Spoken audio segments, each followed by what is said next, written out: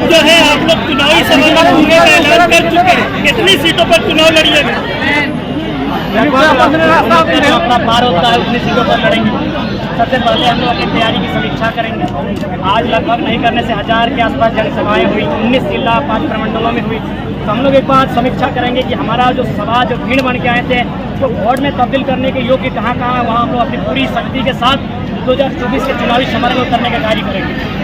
आप लोग लोकसभा चुनाव में जिस तरीके से आपने पीएन सिंह को टारगेट किया, झारखंड में 12 सांसद है, 14 सांसद, उसमें पीएन सिंह को सबसे ज्यादा टारगेट करना है। आप जो है धनबाद से चुनाव लड़ने की तैयारी कर रहे हैं? नहीं, एक्चुअली है सबसे पहले as a human PN Singh बहुत अच्छे इंसान है, उनके पास काफ़ी अच्छी जानकारी है, अच्छा राजनीति का तजुर्बा है, लेकिन एज ए सांसद उनसे शिकायत पूरे धनबाद को है। यहाँ का हवाई अड्डा देवघर, यहाँ का अस्पताल देवघर, यहाँ की सारी योजनाएं देवघर, ऊपर से जब 60-40 की नीति का समर्थन करने गए युवाओं को डांट फटकार के भगाया गया। तो as a human PN Singh को हम प्रणाम करते हैं, हम आयु में काफ़ी बड़े हैं, लेकिन एक प्रतिनिधि होने के नाते उनसे शिकायतें हैं।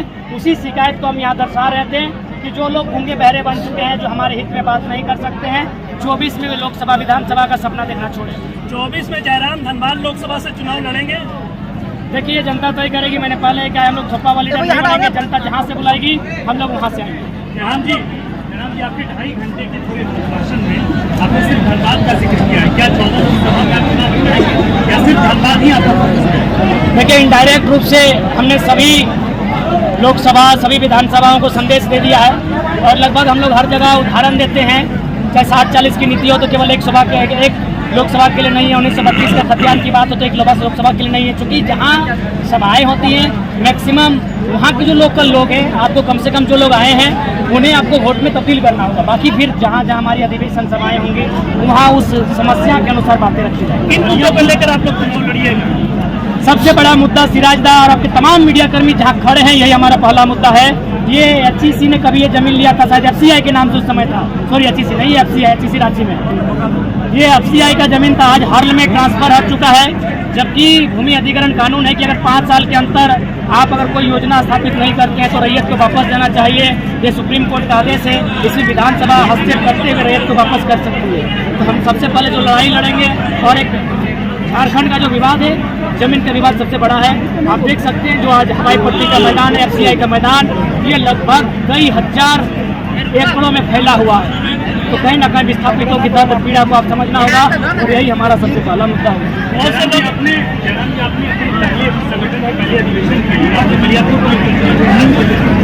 देखिए, चूंकि आंदोलन का आगाज धनबाद बोकारो से हुआ था, तो धनबाद बोकारो में हम लोग पैरों को बीच का जगह पड़ता है, नावाडी को चयन कर रहे थे, लेकिन इसी बीच चर्चा हुई कि नहीं, विनोद बाबू उन्होंने 1972-73 में बदलाव के लिए किलकारी गुंजाने के लिए एक स्थापना किया था। 50 साल हो गए तो हमने विनोद बाबू की विचारधारा, कॉमरेड ए के राय की विचारधारा इस माटी में जुड़ी है। यहाँ के कण कण में, यहाँ के रग रग में, यहाँ के जर्रे जर्रे में, यहाँ की हवाओं फिजाओं में उनकी विचारधारा है।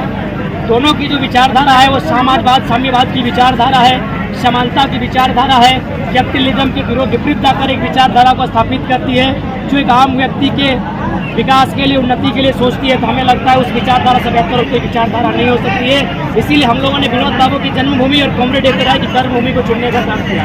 दादा, लोग आप पे आरोप लगा रहे हैं कि आप जो है भाषा खतियान के नाम पे राजनीति, मतलब आपने शुरुआत की और अब राजनीति में उतरना आपका मेन मकसद था? जी नहीं, मेन मकसद ना था, न कभी है, न कभी रहेगा।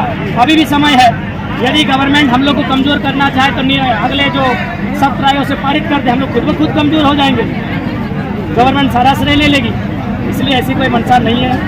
आज जितने भी लोग हमारे साथ हैं, सही पढ़ने वाले नौजवान हैं, दर्द को समझते हैं, 60-40 की पीड़ा को समझते हैं, नौकरियों को बेचने की पीड़ा को समझते हैं, हमारी जमीनों को गलत तरीके से अधिग्रहण करने की पीड़ा को समझते हैं। इसलिए आज पॉलिटिक्स के दौर जाने का कष्ट। दादा, जितनी भी पार्टियां हैं अभी झारखंड में एक्टिव, वजह से बीजेपी, कांग्रेस, जेएमएम, आरजेडी, सभी के पास बहुत ही ज्यादा पैसा है। पैसों से मतलब वो लोग वोट खरीद के कुछ भी कर सकता है, तो ऐसे में आप कैसे एक्सेप्ट कीजिएगा उस चैलेंज? मेरा मानना है कि हम लोग जैसा आज का अधिवेशन हुआ जी, जब ऐसा अधिवेशन प्रत्येक विधानसभा में होगा तो मुझे लगता है एक बदलाव की उम्मीद हम लोग देखें। तो अगला अधिवेशन कहाँ हो सकता है दादा? चर्चाएं चल रही है, राजधानी में होगी या तो फिर कोल्हान के क्षेत्र में होगी या फिर पलामू प्रमंडल में होगी, कि पलामू प्रमंडल भोकाल टीवी का घर है, भोकाल तो खूब मचाते हैं, लेकिन पलामू प्रमंडल में हम लोग भोकाल नहीं मचा पाए। बिल्कुल मचाइएगा दादा, इसलिए हम लोग पलामू प्रमंडल की दिशा में बढ़ेंगे। जी जी जरूर, स्वागत है आपका दादा। तो क्या जो झारखंडी भाषा अभियान संघर्ष समिति है वो मेयर पद पे या वार्ड के स्तर पर पे अधिकृत निश्चय ही जब आप चुनाव की हम लोग बात ऑफिशियली कर चुके हैं तो निश्चय ही हम लोग अपनी ताकत के अनुसार वार्ड पार्षद और जहाँ तक हमारी शक्ति संभव होगी हम लोग वहाँ तक पहुँचेंगे, चुनाव को लड़ेंगे। आपका आपका सवाल था देखना चाहते हो टाइगर को अगला सीएम है तो आप लोग लोकसभा में क्यों ऐसा तैयारी कर रहे हैं? लोकसभा हमारा वार्ड कप है और चूंकि हमारा तो नियम है कि मुख्यमंत्री रहे या प्रधानमंत्री रहे कोई बिना लड़े भी बन सकते हैं भारतीय संविधान में। तो लोकसभा हम लोग इसलिए जाएंगे क्योंकि हमारे राज्य में कहीं ना कहीं नुकसान में बीजेपी का भी रोल है। राज्य सरकार नीति को विधानसभा से पारित प्रस्ताव के रूप में करती है, वो राजभवन भेजती है। राजभवन में चूंकि केंद्र के राज्यपाल बैठे हैं उनके द्वारा कंटिन्यू 2 बार रिजेक्ट होता है, तो उनको भी आभास होना चाहिए कि झारखंडी लोग अपने वोट के प्रति जागरूक हैं। आप कानून और संविधान की बात करते हैं, लेकिन उन्हीं कानून के तहत आप पे कई केस दर्ज है।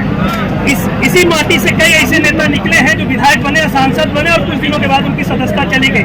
जयराम ऐसा क्या करेंगे कि उनकी सदस्यता बची रहेगी और लंबे समय तक वो इस माटी की सेवा कर सकेंगे, यहाँ की राजनीति कर सकेंगे? सबसे पहला बात, जितने भी केस हुए हैं बहुत फर्जी हुए हैं और उसके बाद हमारी व्यक्तिगत महत्वाकांक्षा नहीं है कि सदन में हम जाए।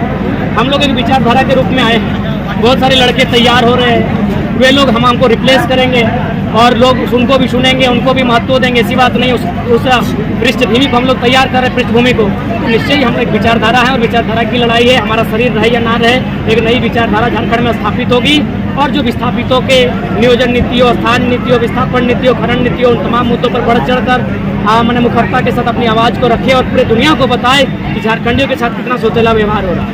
दादा क्या है सीएम के रूप में देखते हैं, लेकिन आप लोकसभा चुनाव लड़ने की बात करते हैं, क्या आप लोकसभा को छोड़ नहीं सकते हैं? वो हमारा सेमीफाइनल होगा। यदि बैकअप के तौर पर विधानसभा रहेगा, यदि मान के चलिए लोकसभा में हमारा एक भी पॉजिटिव रिजल्ट आता है तो अगर एक लोकसभा में पॉजिटिव रहेगा यानी 6 विधानसभा में हम लोग पॉजिटिव हो जाएंगे। यदि गनीमत है अगर हम लोग 2-3 लोकसभा में पॉजिटिव रहे तो 15 से 18 विधानसभा में हम लोग पॉजिटिव रहेंगे। और यकीन मानिए जहाँ तक दामोदर नदी और स्वर्णरेखा नदी का किनारा फैला है, कौन लोकसभाओं में तो हम लोग नदी में गोता लगाते बहते हुए पार पा लेंगे। सवाल दादा, डुमरी उपचुनाव में जेबी के एसएस उम्मीदवार को देखिए, डुमरी उपचुनाव चूंकि मात्र 6 महीना साल भर के लिए है तो उस पर अभी लोग विशेष फोकस नहीं है, हमारा फोकस 24 पर ही है। दादा एक सवाल है, क्या जयराम महतो खुद को एक हारा हुआ आंदोलनकारी समझता है जो आंदोलन छोड़ के चुनावी प्रक्रिया में उतर गया? क्या आंदोलन करने से क्या अधिकार नहीं हो सकता है? भारत भावनाओं का देश है, भारत भाव भक्ति का देश है। यहाँ के लोग भावनाओं से हटकर लॉजिकली नहीं समझते। हम लोग कहते हैं कि नेताजी को क्रांतिकारी होना चाहिए, भगत सिंह को क्रांतिकारी होना चाहिए, और आज फिर कहते हैं काश नेताजी जिंदा होते, आजाद भारत की कैबिनेट में मंत्री पद होते तो आज ये दशा नहीं होती। दैट मीन्स जो आंदोलन करते हैं, जो क्रांतिकारी हैं, उन्हें राजनीति की बागडोर संभालनी होगी, नहीं तो फिर यही अनपढ़ जाहिल लोग आंदोलन करेगा कोई और, पढ़ा लिखा PhD करने वाले, MA MTech करने वाले छात्र और अंगूठा छाप मंत्री बन के आएंगे। जयराम जी, राजनीतिक टिप्पणी आपसे क्या है? भारतीय जनता पार्टी खबर यह है कि लोकसभा में भारतीय जनता पार्टी अपने 3 ही पूर्व मुख्यमंत्रियों को उतारने जा रही है।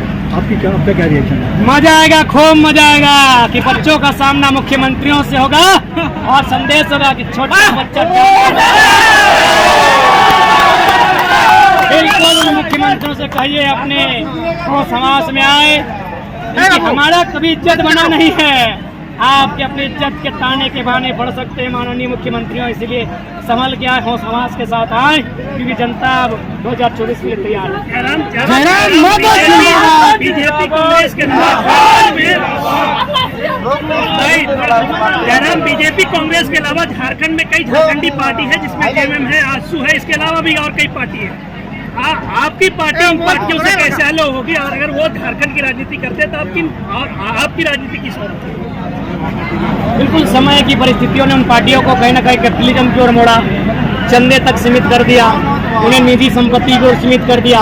इसलिए बार बार हम ध्यान करते हैं कि आज एक ऐसी विचारधारा को स्थापित करनी होगी, इस विचारधारा में कम से कम धन की लालसा नहीं हो, संपत्ति की लालसा नहीं हो, धनाढ़ लोगों के साथ संबंध बनाने की लालसा नहीं हो, मिट्टी से जुड़े होने की लालसा हो। और हम लोगों ने दिखाया पूरे भरी सभा में हम लोग माताओं बहनों के साथ जमीन पर बैठे थे। जब आज एक मुख्य वक्ता के रूप में हम आमंत्रण किए गए थे, उसके बावजूद हम लगभग 3 घंटा जमीन पर बैठकर, यानी हम लोग नए पैटर्न की राजनीति को संकेत दे दिए हैं कि अब हम लोग कुर्सी में और टेबल में बैठकर नहीं, खाटी में और माटी में बैठकर, माटी से जुड़े लोगों के साथ बैठकर राजनीति करने के लिए